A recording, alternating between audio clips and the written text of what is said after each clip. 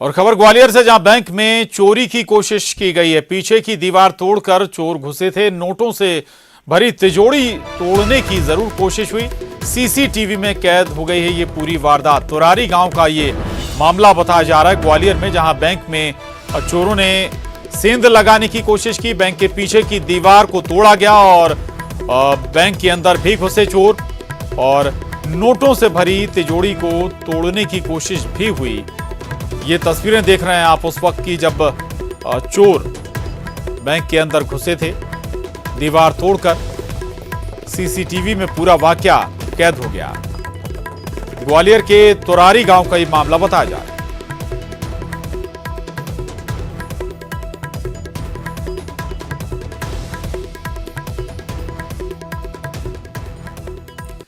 और पूर्व मंत्री जीतू पटवारी ने सफाई दी है। विवादित ट्वीट को लेकर कहा है कि बेटियों का कहीं नहीं हुआ अपमान। मैं भी दो बेटियों का पिता हूं। विकास के मुद्दे पर बीजेपी से सवाल पूछता रहूंगा। विवादित ट्वीट को हटाने पर उन्होंने कहा कि किसी की भावना को ठेस ना पहुंचे, इसलिए हटाया है ट्वीट। तो जीतू पटवारी ने अपने पिछले विवादित ट्वीट को न केवल हटा दिया है बल्कि उस पर सफाई भी दी है। और जीतू पटवारी कह रहे हैं, विवादित ट्वीट को लेकर उन्होंने कहा कि बेटियों का कहीं नहीं हुआ अपमान। मैं भी दो बेटियों का पिता। वाहक अध्यक्ष जीतू पटवारी का एक ट्वीट विवाद में आया। इस ट्वीट को हालांकि उन्होंने बाद में डिलीट कर दिया। हमारे साथ जीतू पटवारी हैं। आपका एक ट्वीट आया और उसको लेकर विवाद खड़ा हो गया। नहीं, विवाद की आवश्यकता नहीं थी। देश ने जिस तरीके से मैंडेट दिया नरेंद्र मोदी जी को, पूरे देश ने बहुत प्यार दिया और ये कहा कि देश में बदलाव आएगा, महंगाई कम होगी, बेरोजगारी घटेगी।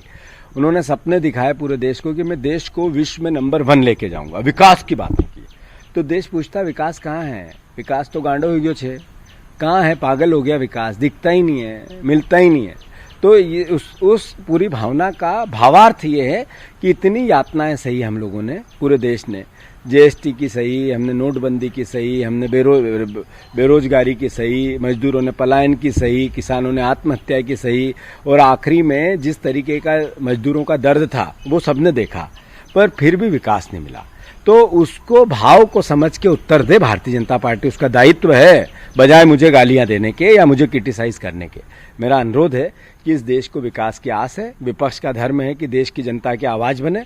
हम कोशिश कर रहे हैं, विकास ढूंढ रहे हैं, सरकार से पूछ रहे हैं, पूछते रहेंगे। लेकिन बीजेपी के लिए महिलाओं का अपमान है। मैंने अपनी बात पूरी कह दी। किसी की भी भावनाओं को ठेस पहुंचाना उस पूरी भावना का उद्देश्य ही नहीं है। मैं अहंकारी नहीं हूं। अगर भारतीय जनता पार्टी ने भी इस तरह की आशा की, वो भी हमारे परिवार के लोग हैं, देश के नागरिक हैं, हम एक दूसरे से विरोधी हो सकते हैं, नफरत नहीं कर सकते। तो उनकी भावनाओं का ध्यान रख के मैंने कोशिश की कि अहंकारी नहीं दिखे और अपनी बात अलग दूसरे तरीके से कह दी। पर मूल भावार्थ उसका है कि विकास बताओ। जहाँ तक प्रश्न में, दो बेटी का पिता हूँ भाई। मैंने नहीं किया ऐसा कुछ जिससे कि मैं परिवार की महिला और परिवार के भाई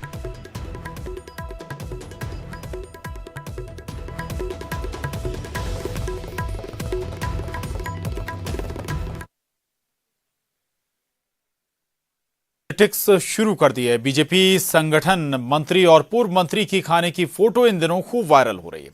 कांग्रेस ने बीजेपी नेता प्रभुराम चौधरी के खाने की थाली को लेकर तंज कसा है। विपक्ष ने इसे दलितों का अपमान बताया। कांग्रेस ने एक तस्वीर ट्वीट की जिसमें प्रभुराम चौधरी की थाली प्लास्टिक की है, जबकि उनके सामने बैठे संगठन मंत्री आशुतोष तिवारी स्टील की थाली में खाना खा रहे हैं। कांग्रेस ने कहा कि तस्वीर शर्मसार करती है। अनुसूचित जाति वर्ग से आने वाले पूर्व मंत्री श्री प्रभुराम चौधरी को बीजेपी के संगठन मंत्री श्री आशुतोष तिवारी के साथ जब खाना परोसा गया तो प्रभुराम चौधरी के लिए डिस्पोजेबल का उपयोग कर अपमानित किया गया। इसी सम्मान की भूख में जनता को धोखा दिया।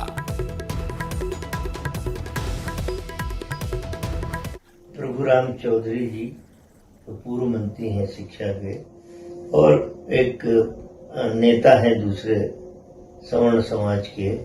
वो एक जगह खाना खा रहे थे तो जो थाली परोसी गई, जो सवर्ण समाज के साथी थे, बीजेपी के बड़े नेता, उन्हें बिल्कुल सम्मान के साथ बड़ी अच्छी थाली में भोजन परोसा गया।